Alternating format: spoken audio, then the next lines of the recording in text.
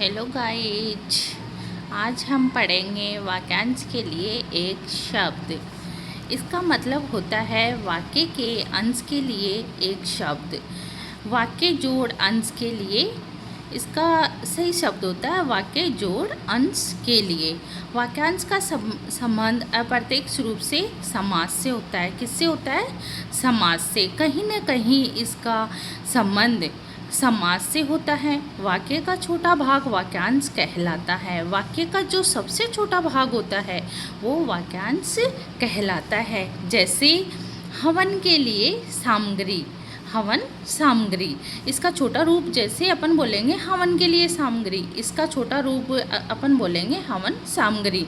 जो पढ़ा लिखा नहीं हो उसको अपन सीधा सीधा एक छोटे रूप में बोल देंगे अनपढ़।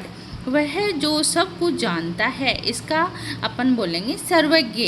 राम की मेहनत का कोई जवाब नहीं, इसको बोलेंगे लाजवाब। तो ऐसे इसकी परिभाषा हो जाएगी।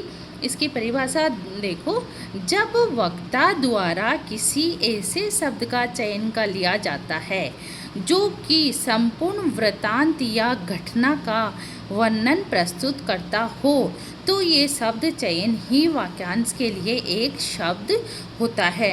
जब वक्ता द्वारा, वक्ता कौन होता है? बोलने वाला, उसके द्वारा किसी ऐसे शब्द का चयन कर लिया जाता है जो कि संपूर्ण वृत्तांत या घटना का वर्णन प्रस्तुत करता हो, यह शब्द चयनी। वो शब्द का जो छोटा रूप होता है वो शब्द चयनी, वो क्या कह, ये शब्द चयनी ही वाक्यांश के लिए एक शब्द होता है। इसका वाक्यांश के लिए एक शब्द का महत्व क्या क्या होता है? ऊर्जा व समय की बचत। इससे व्यक्ति के ऊर्जा की और समय की भी बचत होती है। बहुत सारी बातें बताने के बजाय हम पूरी लाइन, पूरा सेंटेंस बोलने के बजाय उसका एक शब्द में बता देते हैं, तो इससे ऊर्जा की भी बचत होती है और समय के भी। श्रोता किसी लंबे वृत्तांत की उलझन से बच सकेगा। श्रोता कौन होता है? सुनने वाला। जो श्रोता होता है उसको लंबे वृत्तांत, लंबे भाषण वगैरह नहीं सुनने पड़ेंगे, वो उससे भी बच जाएगा। वृत्तांत सार रूप से समझ में आएगा। जो वृत्तांत होता है उसका सार समझ में आ जाएगा।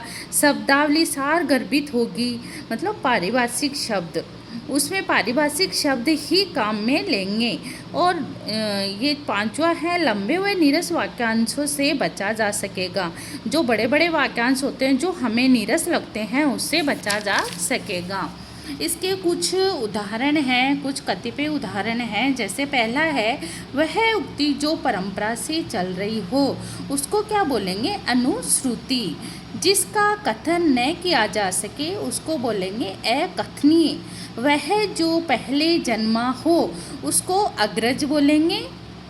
और इसके साथ ही मैं आपको एक और बता देती हूँ, जो बाद में जन्मेगा उसको बोलेंगे अनुज।